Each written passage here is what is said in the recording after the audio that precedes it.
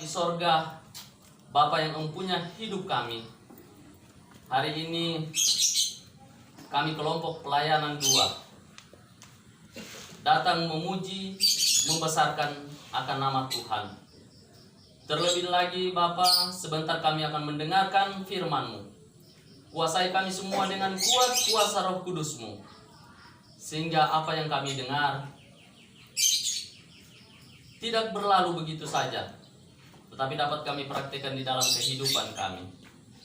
Berfirmanlah kepada kami semua Bapa. Kami siap sedia mendengarkan firman-Mu di dalam nama Yesus Kristus, yang adalah Tuhan dan Juru Selamat kami yang hidup, kami berdoa. Amin.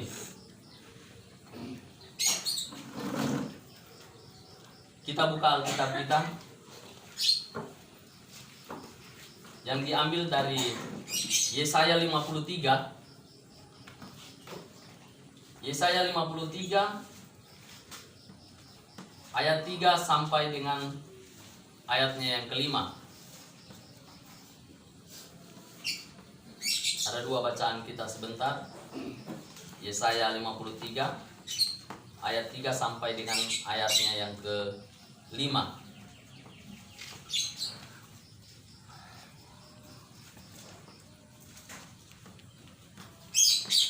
Demikian firman Tuhan.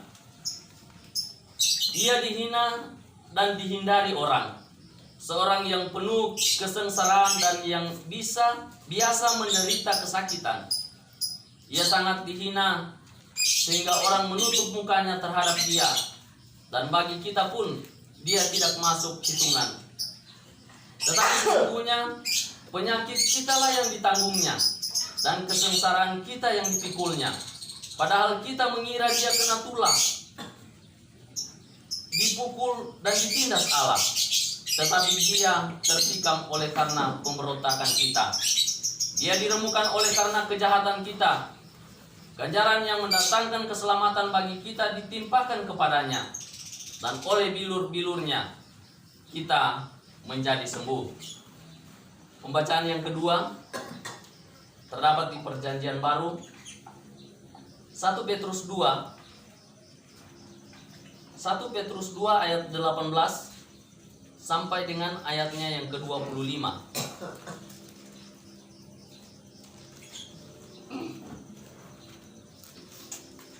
1 Petrus 2 ayat 18 sampai 25. Penderitaan Kristus sebagai teladan. Hai kamu, hamba-hamba, tunduklah dengan penuh ketakutan kepada Tuhanmu, bukan saja kepada yang baik dan peramah, tetapi juga kepada orang bengis. Sebab adalah kasih karunia jika seorang karena sadar dan akan kehendak Allah menanggung penderitaan yang tidak harus ia tanggung.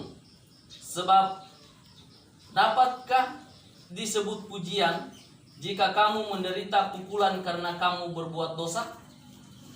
Tetapi jika kamu berbuat baik dan karena itu kamu harus menderita, maka itu adalah kasih karunia pada Allah. Sebab untuk itulah kamu dipanggil, karena Kristus pun telah menderita untuk kamu dan telah meninggalkan teladan bagimu, supaya kamu mengikuti jejaknya. Ia tidak berbuat dosa, dan tipu tidak ada dalam mulutnya. Ketika ia dicaci maki, ia tidak membalas dengan mencaci maki. Ketika ia menderita, ia tidak mengancam, tetapi ia menyerahkannya kepada Dia yang menghakimi dengan adil. Ia sendiri telah memikul dosa kita di dalam tubuhnya di kayu salib, supaya kita yang telah mati terhadap dosa hidup untuk kebenaran. Oleh bilur-bilurnya kamu telah sembuh. Sebab dahulu kamu sesat seperti domba, tetapi sekarang kamu telah kembali kepada gembala dan pemelihara jiwamu. Demikian firman Tuhan. Yang berbahagia ialah mereka yang mendengarkan firman Tuhan lalu melakukan di dalam kehidupan setiap hari. Selamat sore, salam. Puji Tuhan, hari ini kita boleh dipertemukan di rumah keluarga kekasih kita di tempat ini. dengan tubuh yang sehat, kuat, itu semua berasal daripada Tuhan semata. Bacaan kita Yesaya 53 ayat 3 sampai 5 dan 1 Petrus 2 ayat 18 sampai 25. Diberi judul dipulihkan oleh bilur-bilurnya. Dipulihkan oleh bilur-bilurnya. Tujuannya yaitu jemaat memahami penderitaan Kristus sebagai jalan pemulihan bagi dosa manusia. Bapak Ibu kekasih di dalam Yesus Kristus, apakah bilur itu? Mungkin ada yang tahu apa itu bilur.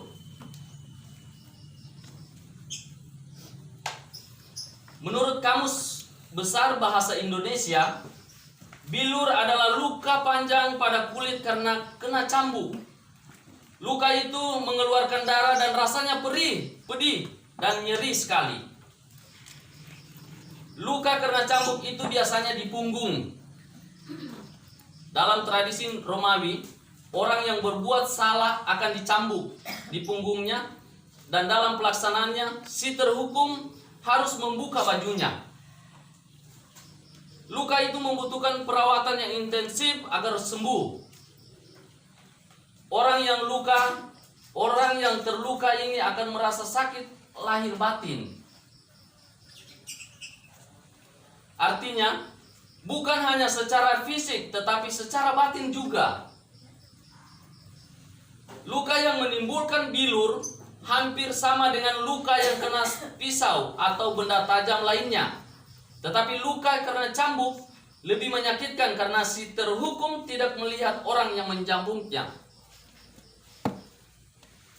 Tiba-tiba saja pukulan itu mendarat di punggungnya. Si terhukum tahu bahwa ia akan mendapat cambukan kalau ia bersalah. Namun ada juga orang yang tidak bersalah tetapi mendapat cambukan yang menyakitkan.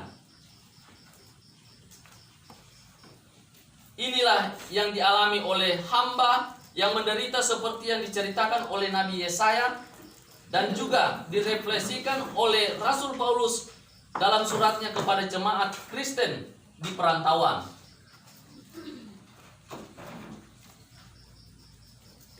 Tema renungan ini adalah dipulihkan oleh bilurnya.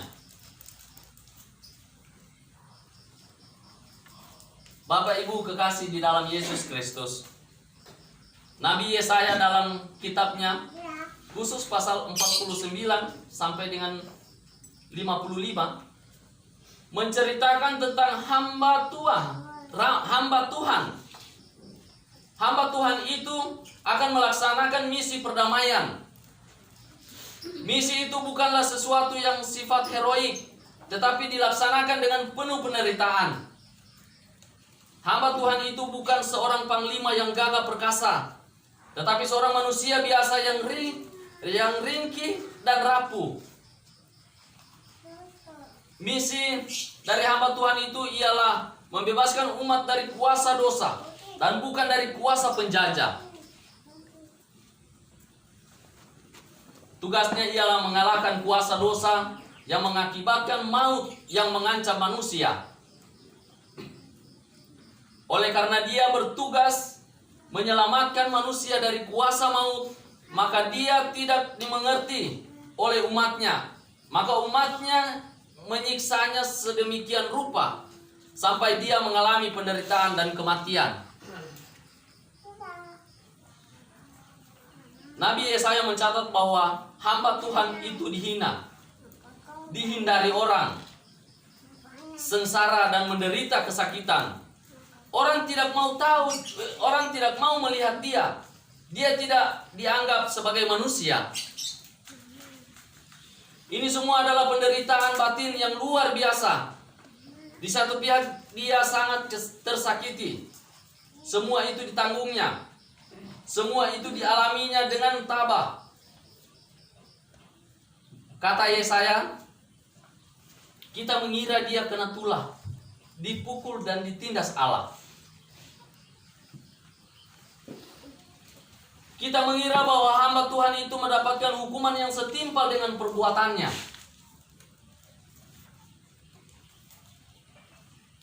Memang mudah untuk menuduh orang lain dengan kondisi yang dialami. Pada umumnya orang yang berbuat melanggar hukum agama atau hukum negara layak mendapatkan hukuman sesuai peraturan hukum yang disepakati dalam komunitasnya atau masyarakatnya. Siapa yang bersalah harus dihukum. Siapa yang tidak bersalah tidak dihukum. Akan tetapi Yesaya mau menegaskan bahwa hamba Tuhan yang menderita ini tidak bersalah. Dia tidak melanggar hukum apapun. Yesaya melanjutkan tulisannya dengan mengatakan, dia tertikam oleh pemberontakan kita, diremukkan oleh kejahatan kita. Pengajaran yang mendatangkan keselamatan ditimpakan kepadanya, dan oleh bilur-bilurnya kita menjadi sembuh. Dari kalimat ini kita mengerti mengapa hamba Tuhan itu begitu sengsara. Dia dihukum karena kesalahan orang lain, kesalahan umat manusia. Penghukumannya luar biasa kejamnya. Dia tertikam dan diremukkan. Dia mengalami hal itu oleh karena pemberontakan dan kejahatan manusia di hadapan Tuhan. Dia dihancurkan demi menanggung kejahatan manusia. Hukuman yang harus ditanggung manusia dilimpahkan kepada sang hamba Tuhan itu. Hukuman yang ditanggung hamba Tuhan itu berakibat dosa manusia ditebus, manusia dibadarkan. Tetapi siapakah hamba Tuhan yang menderita itu? Bapak Ibu yang diberkati oleh Tuhan, pada abad ke-8 sebelum Masehi, Yesaya telah bernubuat datangnya hamba Tuhan yang akan membebaskan umatnya. Konteksnya ialah pemulihan Israel yang sedang dalam pembuangan. Yesaya menubuatkan akan datangnya seorang hamba Tuhan yang akan menyelamatkan mereka. Tetapi ciri-ciri hamba Tuhan yang digambarkan Nabi Yesaya ini sama persis dengan pribadi Yesus. Dialah hamba Tuhan yang menderita. Dia benar-benar mengalami seperti yang digambarkan oleh Nabi Yesaya. Hanya Yesus yang mengalami kesengsaraan dan derita sampai dia diremukkan di atas kayu salib. Dia mengalami kematian. Apa yang dinubuatkan Nabi Yesaya digenapi oleh Yesus Kristus, Anak Allah yang tidak bercacat dan bercela. Ketika Yesus mengalami penderitaan dan kematian ini, dia menjalaninya sebagai manusia sejati. Dia manusia yang tidak berdosa. Penderitaan Yesus inilah yang diberitakan ulang oleh Rasul Paulus kepada orang Kristen yang berada di perantauan. Mereka tersebar di provinsi Asia Kecil, wilayah Kekaisaran Romawi. Ketika berada di wilayah asing dan menjadi masyarakat pendatang, hak mereka dibatasi oleh penguasa setempat. Mereka mengalami penganiayaan. Rasul Petrus memberitakan nasihat untuk meneguhkan iman mereka agar mereka tidak menyerah. Cara yang dipakai Rasul Petrus ialah menegaskan contoh teladan penderitaan Yesus Kristus. Untuk itulah kamu dipanggil, karena Kristus telah menderita untuk kamu dan telah meninggalkan teladan bagi kamu supaya kamu mengikuti jejaknya.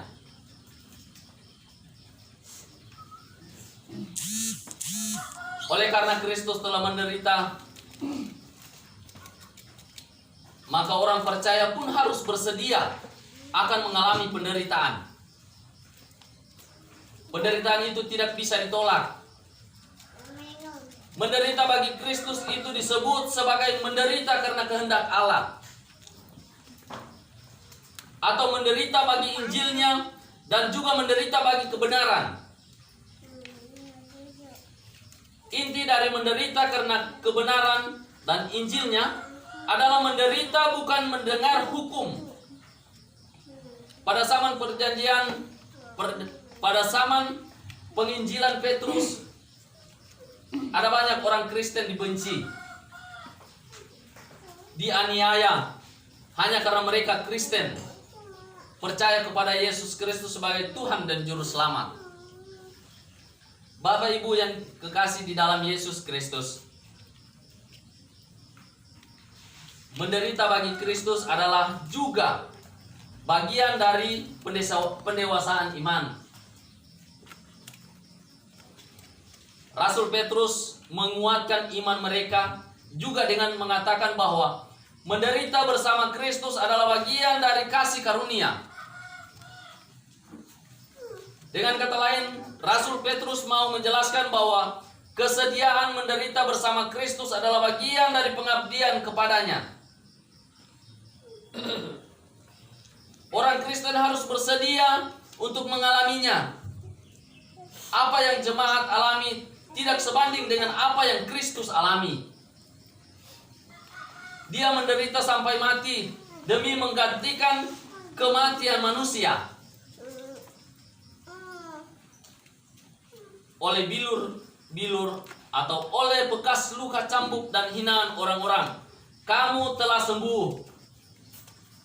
Kesembuhan yang dimaksud di sini adalah kesembuhan dari penyakit dosa.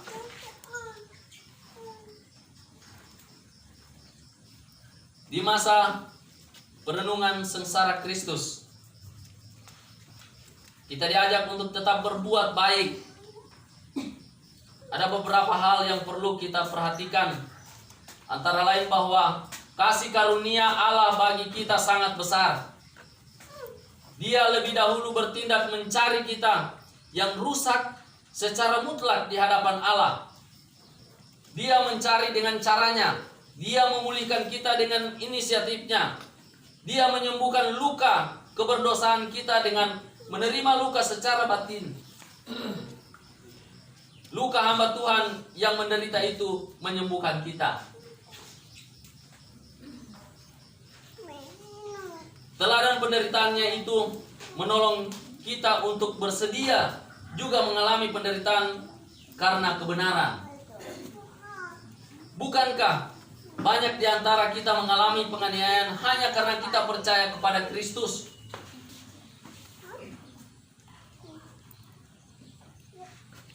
Ada yang dilarang membangun tempat ibadah. Ada yang beribadah di rumah sendiri dibubarkan. Ada yang melarang memakai simbol Kristen dan lain sebagainya. Dalam kondisi dan situasi yang tertekan oleh banyak pihak di sekitar kita, apakah kita menyerah dan berhenti berbuat baik? Tentu tidak. Kita harus tetap berbuat baik kepada siapapun juga, sebagaimana Kristus dalam deritanya tidak membalas perbuatan orang-orang menganiayanya. Maka kita pun berbuat hal yang sama. Berbuat baik dan teruslah berbuat baik. Perbuatan baik itu tidak dilakukan dengan terpaksa, tetapi dengan iman. Kita semua telah disembuhkan oleh bilur-bilur Kristus. Maka tugas kita pun untuk menyembuhkan orang lain, termasuk orang lain yang pernah dan sedang menyakiti kita. Teladan Kristus menjadi kekuatan kita menghadapi tekanan dan ancaman yang tidak pernah berkesudahan dalam kehidupan ini. Tuhan Yesus dalam kuasa Roh Kudus-Nya menolong kita semua. Amin.